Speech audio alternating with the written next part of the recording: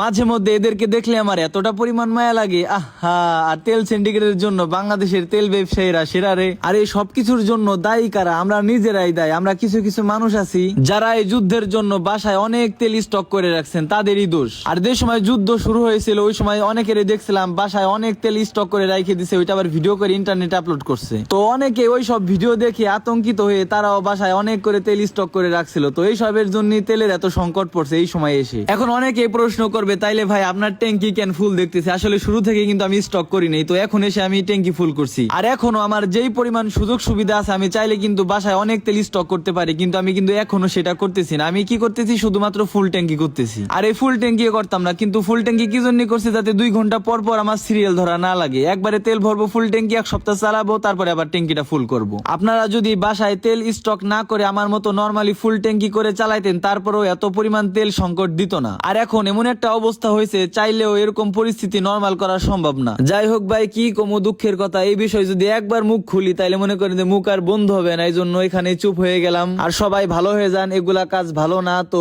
সবাই ভালো হয়ে যান। ভিডিওটাই পর্যন্ত ছিল। আল্লাহ হাফিজ।